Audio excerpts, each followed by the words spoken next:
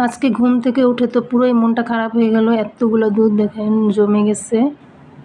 যেই গরম পড়ছে তো রাত্রে আমার আর দুধ ফ্রিজে রাখতে মনে নেই, তো সকালেও তাড়াহুড়া করে উঠে মনে পড়ছে যে দুধ তো কালকে ফ্রিজে রাখি নাই, কী অবস্থা কে জানে। তো উঠেই দেখি যে দুধগুলো সব নষ্ট হয়ে গেছে। এখন তো পুরোই মনটা খারাপ, আর এতগুলো দুধ নষ্ট হয়ে গেছে, যা না জানি আজকে আমার জামাই আমার কি বলে। তো ভয়ও করতেছে, এতগুলো টাকার দুধ এখানে। তো কালকে কি হয়েছে, রাত্রে দুধটা জাল দিয়েছিলাম, ভেবেছিলাম দই বানাবো, তা দই আর বানানো হলো না। তা জাল দিয়েছি যখন রাত্রে ফ্রিজে রাখবো, দেখি দুধ এখনও গরম আছে। তো গরম দুধ তো আর ফ্রিজে রাখা যায় না, তাই আমি ভাবছি যে একটু ঠান্ডা হোক পরে রাখবো। তো ঘুমাতে গিয়েছি, ঘুমাতে যেয়ে ঘুমাই গেছি, পরে আর মনে ছিল না। সকালে উঠে মনে পড়েছে, আর এসে দেখি দুধগুলো সব নষ্ট হয়ে গেছে। এখন এই দুধগুলো নিয়ে কি করা যায়, এতগুলো দুধ ফেলে দিতেও ইচ্ছা করছে না। তো যেইভাবে সেই কাজ চিন্তা করতে করতে মনে পড়লো দেখি কিছু একটা করা যায় কি না। তো তখন আমি ইউটিউবে সার্চ দেওয়া শুরু করলাম যে রসগোল্লা কীভাবে তৈরি করা যায়। তো ইউটিউবে গিয়ে সার্চ দিলাম যে রসগোল্লা বানানোর রেসিপি। তো অনেকগুলো রেসিপি দেখার পর এই রেসিপিটা আমার কাছে একটু ভালো লাগলো, তো ওই রেসিপিটা একটু ট্রাই করলাম, দেখি কীভাবে রসগোল্লা তৈরি হয়। তো কখনো তৈরি করিনি রসগোল্লা, তো আপনারাও আমার সঙ্গে দেখতে থাকুন আমি কীভাবে আজকে রসগোল্লাটা তৈরি করি, আর শেষ পর্যন্ত রসগোল্লা আমার আদৌ হয় কি না সেটাই আপনাদের সঙ্গে আজকে শেয়ার করব।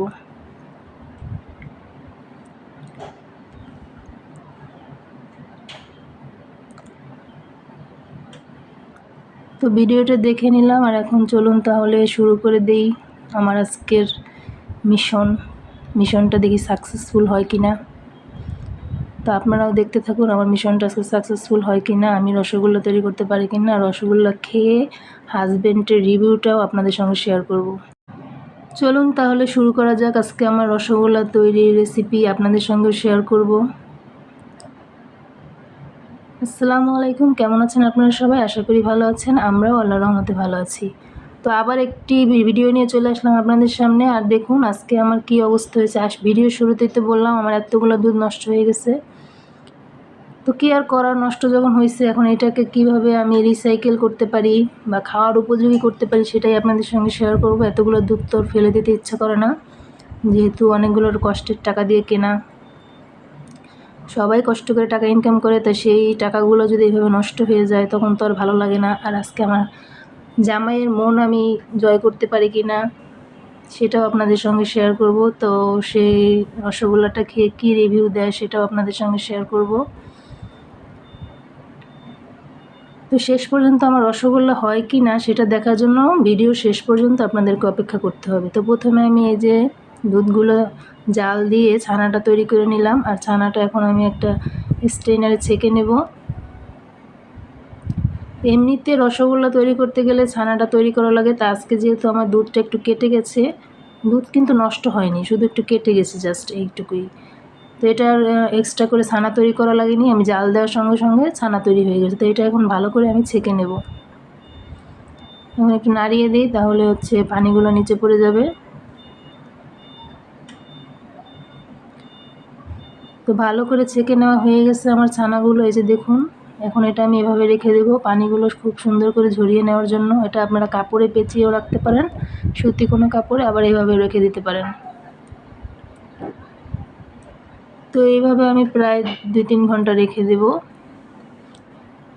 এগুলো থাকুক। তাহলে আমি এখন অন্য কাজ সেরে ফেলি আমার, আর এটা এখানে থাকুক। তো এই যে দেখুন আমার এখন এটা প্রায় পানি ঝরে গেছে। এখন আমি একটা টেবিলের উপরে নিয়ে এগুলো ভালো করে ছেনে নেব, মথে নেব আর কি। এই যে এইভাবে মথে নিতে হবে, মানে কোনো দানা দানা যেন না থাকে, একেবারে মসৃণ একটা ডো তৈরি করে নিতে হবে। এখানে আমি কিন্তু 1 টেবিল চামচ সুজি দিয়েছিলাম, মানে জিনিসটা যেন সুন্দর হয়, ভালো হয় সেই জন্য।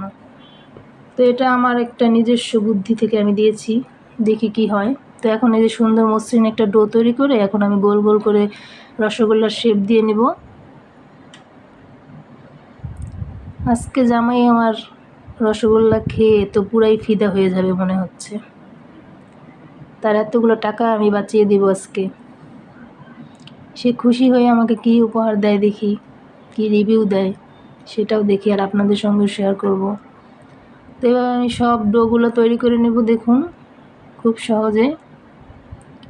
আর রসগোল্লার শেপগুলো যেন কোনো রকম ফাটা না থাকে সেদিকেও খেয়াল রাখবেন আপনারা। তো জামাই তো আজকে দেখে পুরাই অবাক হয়ে যাবে যে তার এতগুলো টাকা আমি আজকে বাঁচিয়ে দিয়েছি। তো আমার আবার খাবার নষ্ট করতে ভালো লাগে না, যে কোনো খাবার নষ্ট হলে খুবই কষ্ট লাগে। তো এতগুলো দুধ যেহেতু নষ্ট হয়ে গেছে, এখন মনটা খুবই খারাপ।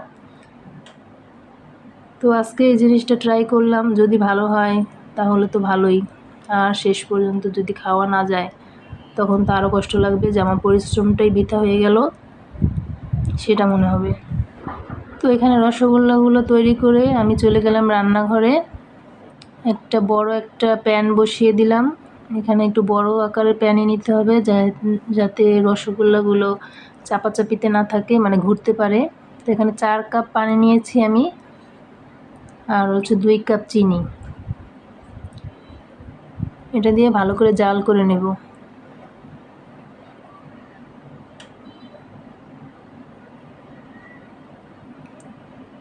এখানে আমি আমার আন্দাজ মতো 2 কাপ চিনি দিয়েছি এবং 4 কাপ পানি দিয়েছি। রসগোল্লার শিরাটা যেহেতু পাতলা হয় তাই পানির পরিমাণ একটু বেশি দিতে হবে। আর এখানে 3-4টা এলাচ দিয়ে দিলাম। তো এখন পানিটা বলক চলে এসেছে, বেশি ঘন করা যাবে না। বলক চলে আসলেই আমি এই যে মিষ্টিগুলো বানিয়ে রেখেছিলাম সেগুলো ঢেলে দেব। আর জালটা আমি কমিয়ে রেখেছি, না হলে বলক অবস্থায় যদি মিষ্টিগুলো দিতাম তাহলে মিষ্টিগুলো সব ফেটে যাওয়ার ভয় থাকতো, এই জন্য। আর এই যে আমি ঢাকনার ছিদ্র দুটো বন্ধ করে দিয়েছি। এখন 10 মিনিট মিডিয়াম হিটে জাল করে নিতে হবে, ঢাকনা কোনোভাবেই খোলা যাবে না। তো এখানে আমি 10 মিনিট জাল করার জন্য রেখে দিলাম। 10 মিনিট পরে আবার চলে আসছি। 10 মিনিট পর চলে আসলাম, দেখুন আমার মিষ্টিগুলো একটু ফুলে উঠেছে ভালোই, মিষ্টিগুলো ফেটে যায়নি। আমি যেই ভয়টা পাচ্ছিলাম যে ফেটে যায় কি না, কিন্তু মিষ্টিগুলো ফাটেনি। এখন আমি 2 সাইড ধরে একটু নেড়ে দেব, মানে ঘুরে মিষ্টিগুলো একটু নাড়াচাড়া করে দেব যেন মিষ্টিগুলো উল্টে পাল্টে যায়। দেখুন এইভাবে নেড়ে চেড়ে দেব। তো এভাবে আমি প্রায় 20 মিনিট পর্যন্ত মিষ্টিটা রান্না করেছি। এই যে মিষ্টিগুলো আমার হয়ে গেছে, দেখুন শেপটা তো সুন্দর না হলেও খেতে কিন্তু খুবই ভালো হয়েছিল। আর এই যে আমার মিষ্টির ফাইনাল লুক। আর আমি যেহেতু লাল চিনি দিয়ে মিষ্টিটা তৈরি করেছি এজন্য একটু লাল লাল কালার হয়েছে, সাদা চিনি দিয়ে তৈরি করলে সাদা কালার হতো। তো মিষ্টিটা কিন্তু খেতে খুবই দারুণ হয়েছিল, শেপ যেমনই হোক না কেন।